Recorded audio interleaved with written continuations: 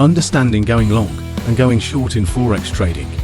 Going long is a popular term used in Forex trading to describe the act of buying a currency pair in anticipation that its price will rise.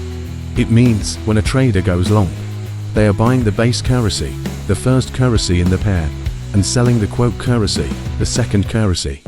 The trader believes the value of the base currency will increase relative to the quote currency. For example, a trader goes long on Euro US dollar at 1.1000, meaning they are buying euros and selling dollars. If EUR USD rises to 1.1500, they can sell and profit from the price increase.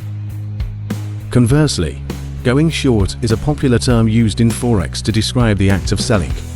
When a trader goes short, they are selling the base currency and buying the quote currency, expecting the base currency to lose value. The trader believes the base currency will decrease in value relative to the quote currency. For example, a trader goes short on GBP USD at 1.3000, meaning they are selling pounds and buying dollars. If GBP USD drops to 1.2500, they can buy back and profit from the decline. So, just remember, going long is the act of buying a currency pair, expecting the price to rise. Going short is the act of selling a currency pair, expecting the price to fall. You can profit in both bullish and bearish markets by going long or short. Use technical and fundamental analysis to guide your trading decisions.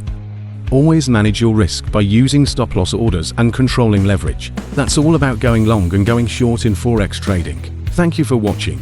Stay awesome and keep tuning in. See you in the next video.